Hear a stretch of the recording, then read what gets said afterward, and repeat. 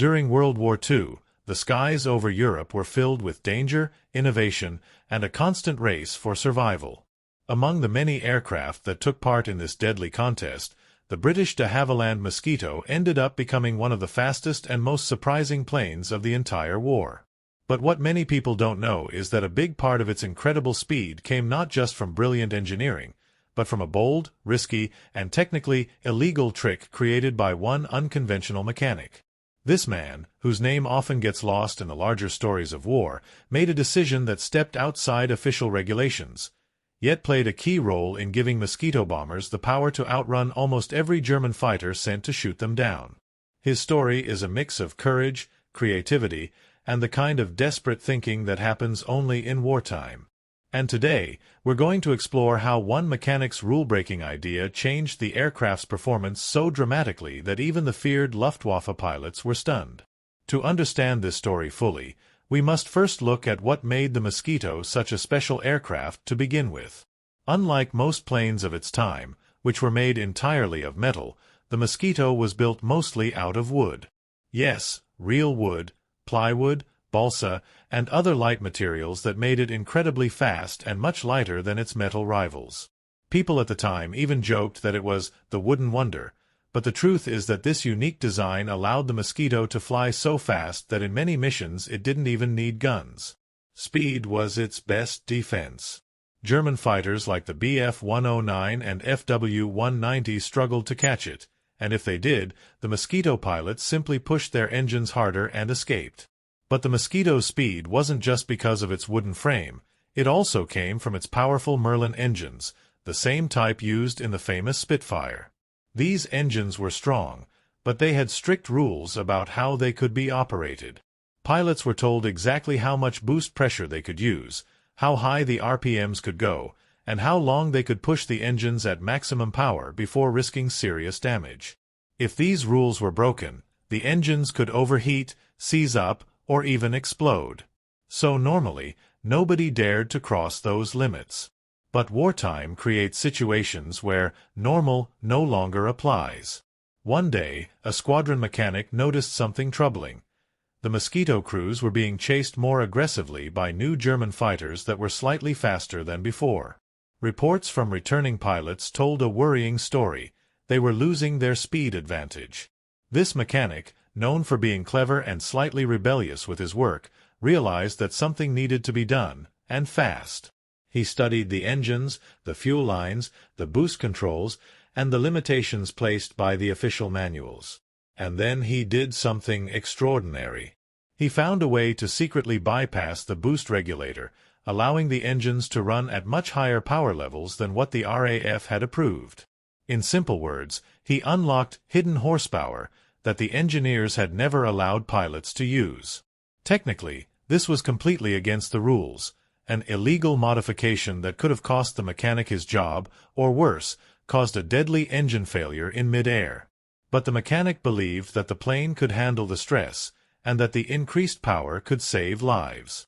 After testing the idea on the ground and making sure nothing exploded, he quietly adjusted the aircraft of one Mosquito crew and told the pilot, "If you get into trouble up there, try using a bit more throttle than usual." The pilot didn't fully understand what the mechanic had done, but he trusted him. And that trust changed everything. On the next mission, the Mosquito squadron was intercepted by German fighters, fast, deadly, and climbing toward them with clear intent to shoot them down.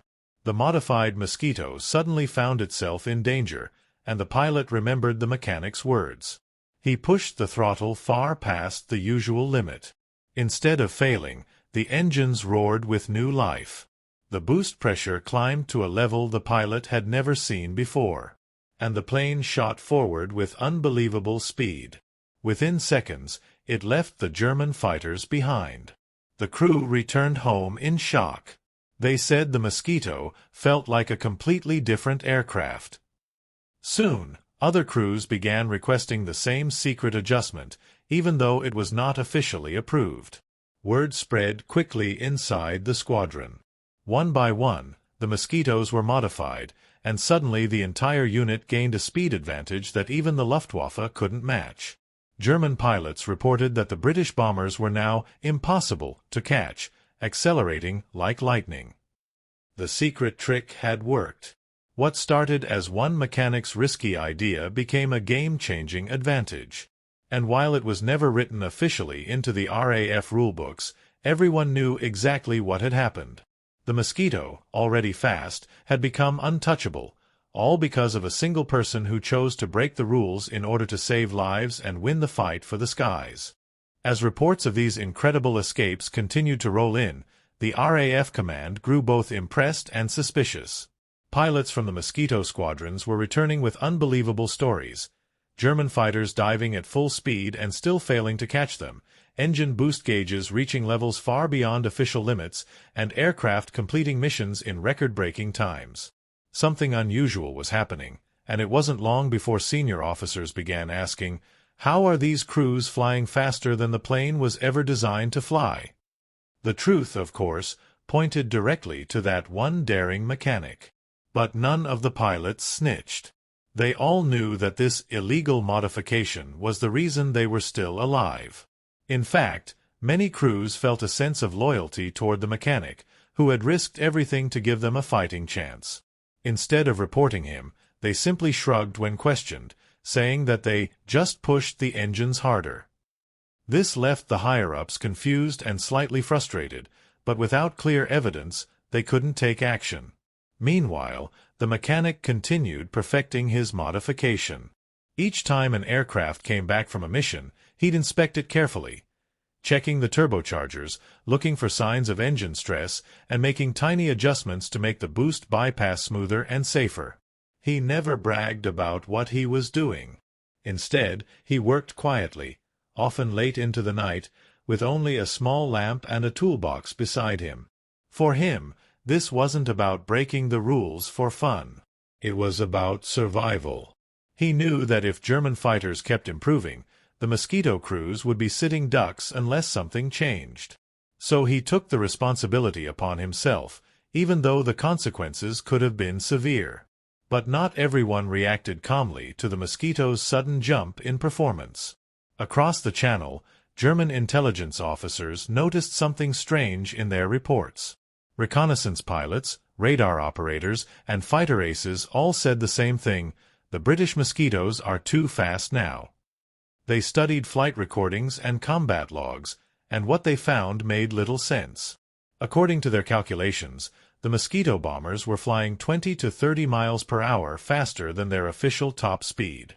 That may not sound like much today, but in aerial combat it was the difference between life and death.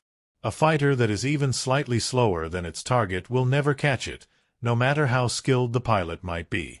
The Luftwaffe leadership ordered their pilots to push their aircraft to the absolute limits to chase the Mosquitoes down, but even then, the German planes struggled. Some pilots risked engine overheating and even structural damage trying to close the gap, but the Mosquitoes simply kept stretching the distance. At first, German engineers suspected that the British had secretly built a new model of Mosquito with more powerful engines or lighter materials. Some even believed that the British had developed an experimental fuel mixture, something that made their planes accelerate unusually fast. Rumors spread quickly in the Luftwaffe bases. One pilot swore that the Mosquito he chased flew like it had rocket boosters. Another claimed that its engines screamed louder than normal, as if they were running at a dangerous pressure. But none of these pilots knew the real truth: the boost safety limiters had been overridden. To German intelligence officers, this was both frustrating and concerning. They needed answers, and they needed them quickly, because Mosquitoes weren't just fast, they were devastatingly effective. These aircraft carried out all sorts of critical missions: high-altitude photo reconnaissance, precision bombing, night raids, and even daring attacks deep inside Germany. Their speed allowed them to slip in and out of enemy airspace before fighters could even catch up. And now, with the mechanic's secret modification, the Mosquitoes were completing missions even faster and with fewer losses. In the span of only a few weeks, German radar stations logged several Mosquito raids where not a single bomber was shot down. This was almost unheard of in wartime. Luftwaffe commanders were embarrassed. They had some of the most advanced fighters in the world, yet they were being outrun by wooden planes. Back in England, the Mosquito crews were beginning to develop a kind of quiet confidence. Some might even say swagger. Knowing that they had a hidden advantage gave them a unique sense of security. Pilots took off on missions feeling lighter, almost optimistic, because they trusted those extra few miles per hour to get them home. Some even gave nicknames to their secretly modified aircraft, like Hot Rod Mosquito, Super Bee, and Lightning Bug. But despite this growing excitement, the mechanic never relaxed. He always reminded the pilots to be careful. "Don't overdo it," he would say. "Use it only when you need it." He knew very well that pushing the engines too long could cause a catastrophic failure. The boost bypass trick wasn't magic. It came with risks. If a pilot misused it, the engines could blow, and the plane would be lost. So he tried to keep the pilots realistic, grounding their excitement with caution. The mechanic's relationship with the air crews became something special. They trusted him more than any manual, more than any official regulation. Before each mission, pilots would gather around him asking small questions. How much boost is too much? How long can I hold it? Do both engines handle the pressure the same way? He answered patiently, even though he knew the RAF would never officially approve these conversations. His guidance helped crews use the modification wisely, keeping the balance between survival and engine safety. Many pilots later said that without his explanations, they would have been too afraid to use the extra power at all. Even more surprising was how this illegal trick began influencing tactics. Squadron leaders soon realized that the sudden burst of speed could be used not just for escaping German fighters, but for strategic advantage. They started planning routes that relied on short sprints at high boost, entering enemy airspace faster than radar operators expected, dropping bombs before defenses were fully activated, and disappearing before fighters could scramble. The mechanic had unintentionally changed the entire squadron's operating style. What started as a desperate attempt to save pilots had evolved into a tactical revolution. All of this happened quietly, without official recognition or documentation. But within the squadron, everyone understood the truth. One man had given them a gift that no engineer had dared to provide. He had unlocked the Mosquito's true potential that had been hidden behind safety limits and regulations. And although he never bragged, the crews spoke about him with deep respect. To them, he wasn't just a mechanic. He was the man who gave them speed, survival, and hope in the darkest skies of the war. As weeks turned into months, the influence of the mechanic's secret engine trick continued to grow, and the Mosquito's reputation reached almost mythical levels. Newspapers back home started calling it the plane that the enemy cannot catch, and although the public didn't know the real reason behind its sudden improvement, the pilots certainly did. Inside the squadron, the atmosphere began to change. There was still tension, still danger, still the constant risk of being shot down, but there was also a sense of confidence that hadn't existed before.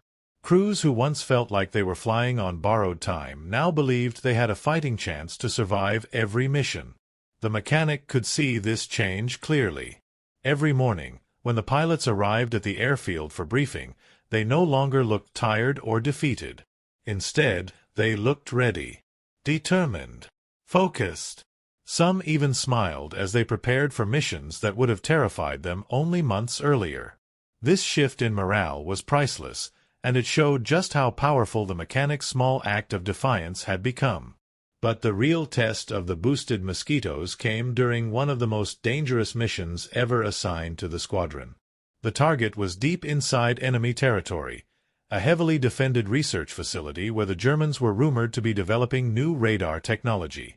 Previous attempts to photograph the site had failed, with aircraft being intercepted long before reaching the area. This time, the RAF decided to send a specially modified Mosquito equipped with high-resolution cameras. The pilot chosen for the job was one of the best, calm, skilled, and trusted by everyone.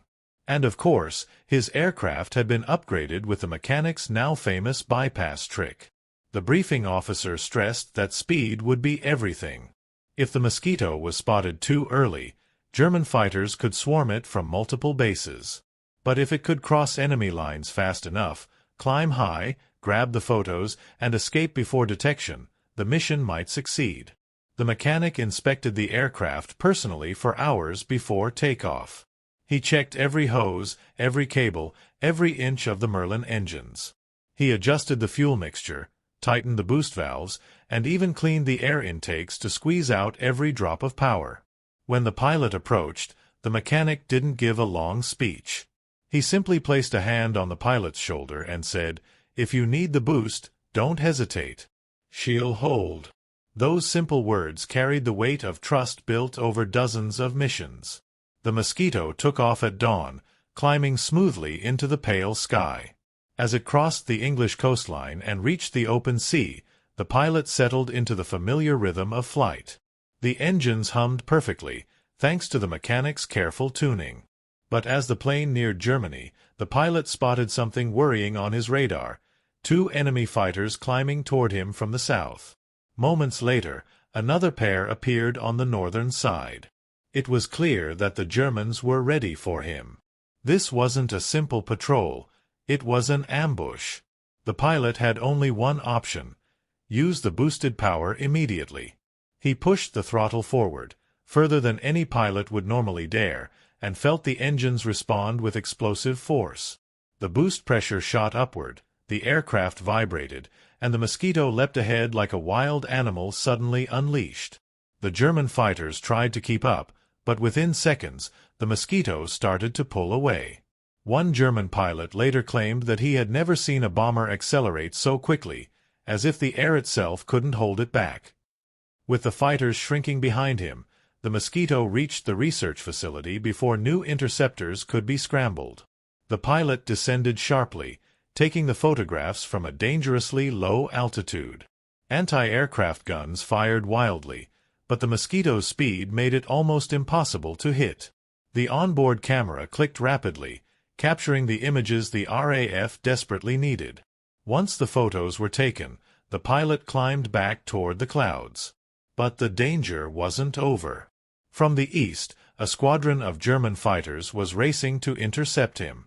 The pilot knew he couldn't outrun them forever, unless he pushed the engines even further. He opened the boost regulator to its maximum bypass setting, something no manual on Earth would approve. The engines screamed, gauges trembled, and the entire aircraft shook like it was about to tear apart. But the mechanic's handiwork held strong. The Mosquito surged forward at a speed that defied belief. One of the German fighters tried to keep pace and ended up blowing its own engine from overboosting, trailing thick black smoke before falling out of the chase. The Mosquito crossed the coastline in minutes, then headed toward England at full throttle. By the time the pilot reached friendly airspace, he could feel the engines struggling. They were overheating, shaking, and begging for relief. He finally eased off the throttle, allowing the aircraft to cool. When he landed back at base, the ground crew rushed toward him, hoping for good news.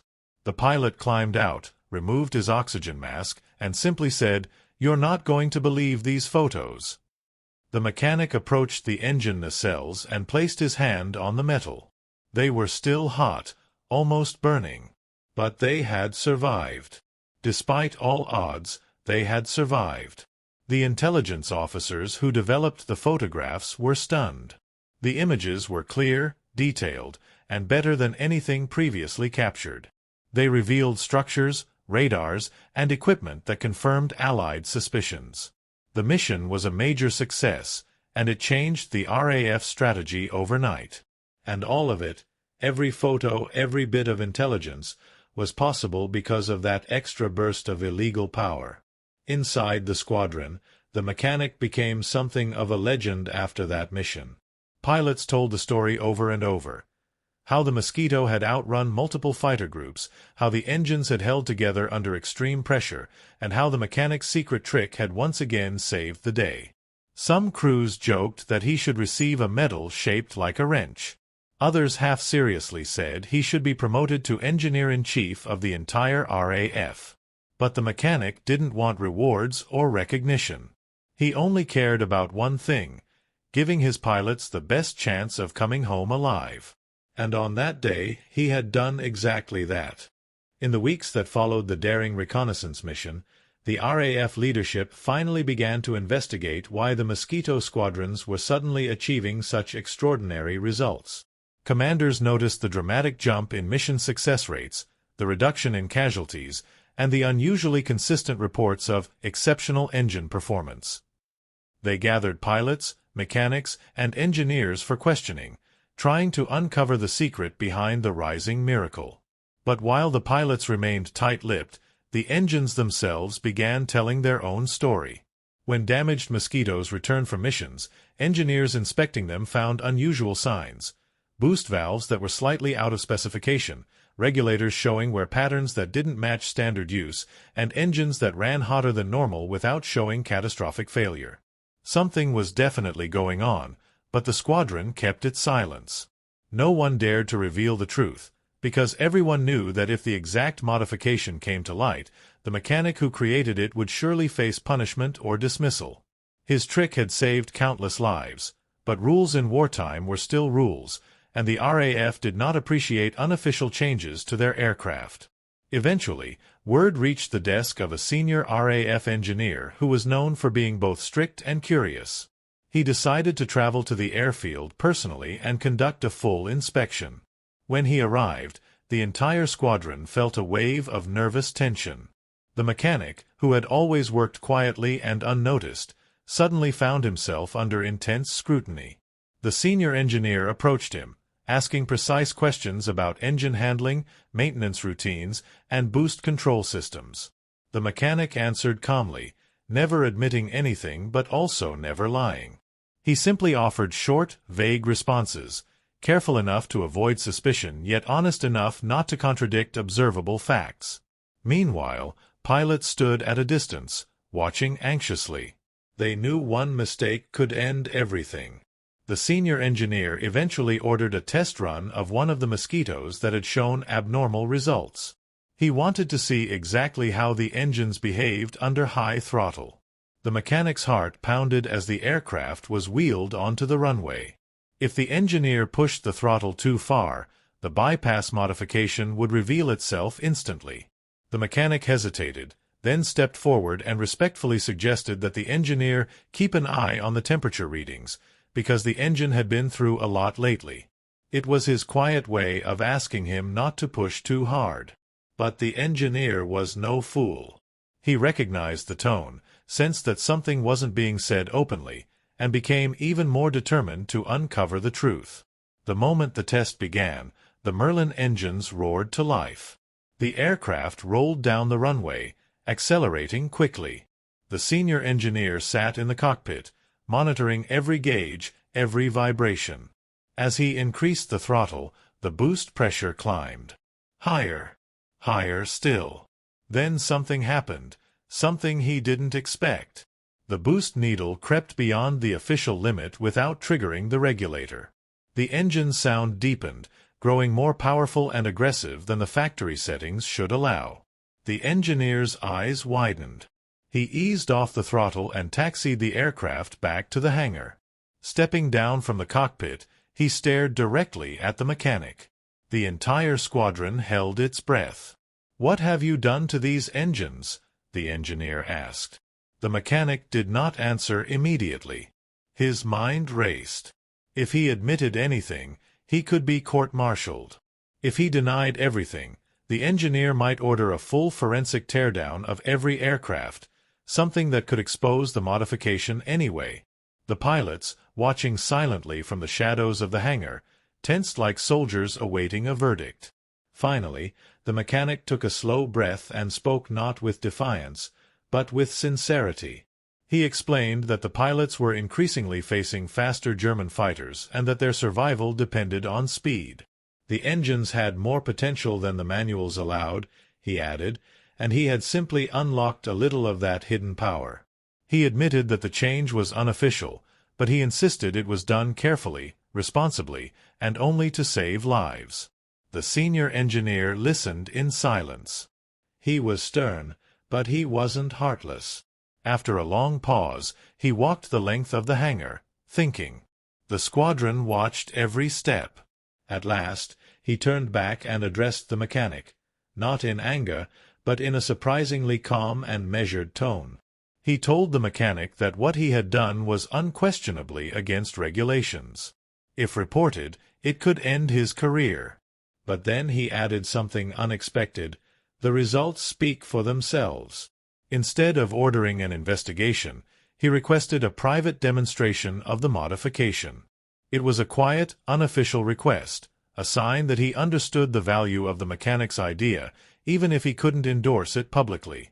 The mechanic showed him everything: the bypassed regulator, the adjusted valves, the fuel mixture tuning, and the limits of safe operation. The senior engineer studied every detail with interest. After understanding the system fully, he pulled the mechanic aside and warned him that the modification would remain unofficial. The RAF could not be seen approving anything that might cause engine failures or jeopardize pilots. But at the same time, he would not shut the program down. Instead, he told the mechanic to continue quietly, ensuring the pilots were trained well enough not to misuse the boost. It was the closest thing to approval the mechanic would ever receive. That small conversation changed everything. The mechanic returned to the squadron relieved but exhausted. The pilots gathered around him immediately, eager to know the result. When he told them the senior engineer had allowed him to continue, secretly, quietly, the entire hangar erupted in relief and gratitude. The mechanic's trick was now an unofficially sanctioned secret, something everyone relied on but no one would ever discuss openly again. But even with this tacit approval, the mechanic understood the gravity of what he was doing. He doubled down on careful inspections, strict limits, and detailed briefings with the pilots. He emphasized responsibility, warning them not to push the engines too long.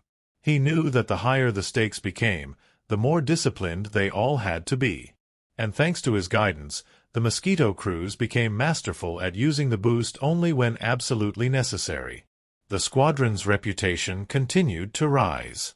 Mission success after mission success built a legend, one the public would never fully understand, but one the pilots and the mechanic lived every day. Behind every daring raid, every narrow escape, every triumphant return, stood a simple truth: a single mechanic had broken the rules, trusted his instincts, and changed the fate of an entire squadron. As the war progressed and Allied forces pushed deeper into occupied Europe, the Mosquito squadrons continued to play an essential role. They attacked enemy rail lines, factories, communication hubs, and even carried out pinpoint raids on heavily defended buildings. Through it all, the mechanic remained behind the scenes, quietly keeping the engines at their peak performance.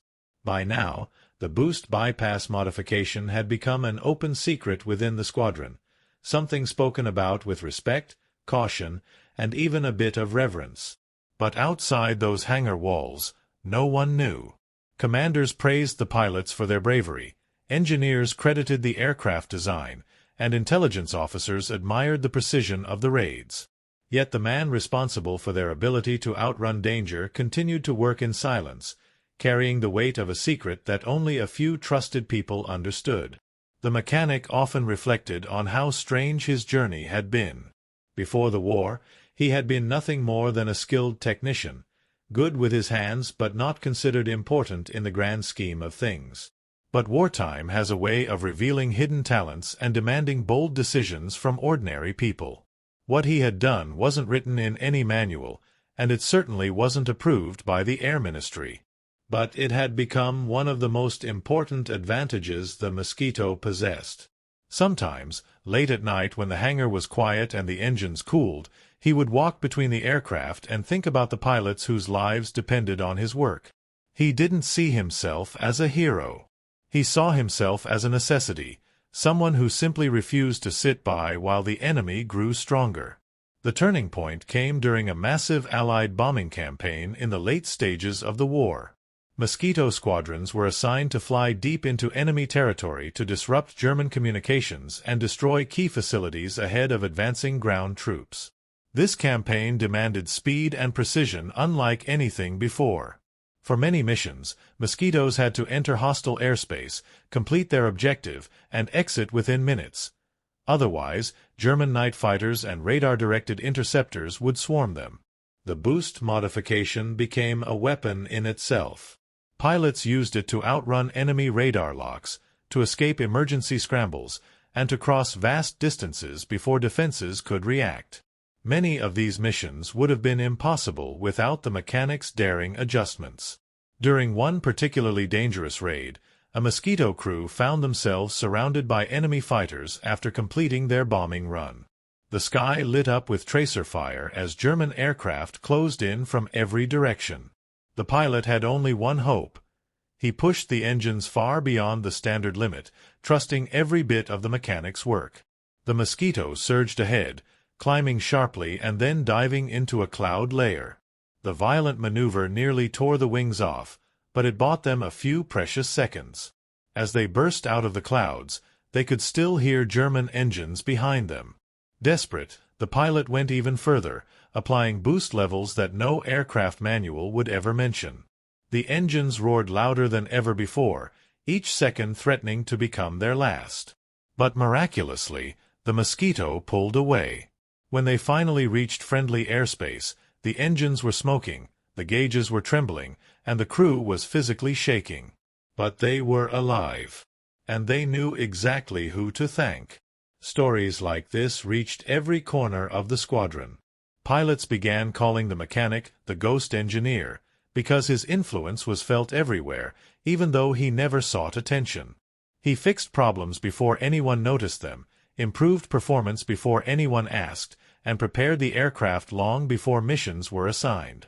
His small corner of the hangar became a place where pilots would come not only for technical advice, but for reassurance. Many said that hearing him say, "You're good to go," before a mission gave them more confidence than any official briefing ever could. Yet even as his influence grew, the mechanic remained humble. He didn't tell dramatic stories, didn't boast about saving lives, and didn't demand recognition. But the squadron recognized him anyway. One evening, after a long day of missions, the pilots and crew surprised him with a simple ceremony. There were no medals, no speeches from commanders, just a circle of men who knew what he had truly done. They presented him with a small wooden plaque, carved from the same type of wood used in the Mosquito airframe. On it were the words, "For speed, for skill, for saving us all." The mechanic was overwhelmed. He didn't know what to say. He simply nodded, thanked them quietly, and went back to working on the engines. That was who he was. As the war eventually came to an end and the Mosquito squadrons returned home, the mechanic faded back into ordinary life. There were no public awards waiting for him, no newspaper articles praising his contribution. The official history books mentioned the Mosquito's speed, its wooden design, and its incredible missions, but they never spoke of the mechanic who unlocked the aircraft's full potential. His name became one of the countless unsung stories hidden beneath the grand narrative of the war. But to the pilots and crews who had flown those dangerous missions, he was unforgettable. They carried his memory with them for the rest of their lives, knowing that without his courage to break the rules, many of them would never have made it home. In the decades that followed, historians and aviation enthusiasts often wondered how the Mosquito managed to achieve speeds far beyond its documented limits. Some speculated about secret models, experimental engines, or hidden fuel formulas. Only a few old veterans knew the truth, and even they spoke about it sparingly, as if protecting a sacred secret. The mechanic's modification was never officially recorded, and perhaps that was fitting. It remained exactly what it had been from the beginning, a quiet act of rebellion that saved lives. A small, hidden miracle inside a wooden warplane. And so, the story of the Mosquito's legendary speed is not only a story of engineering brilliance or military strategy, it is the story of one man who refused to accept limits. One man who saw potential where others saw risk. One man who believed that sometimes breaking the rules is the only way to protect the people who depend on you. His illegal engine trick didn't just make the Mosquito faster. It made it unforgettable. It turned a wooden bomber into a legend. And it proved that even in the darkest moments of war, a single mechanic with courage and creativity can change the course of history.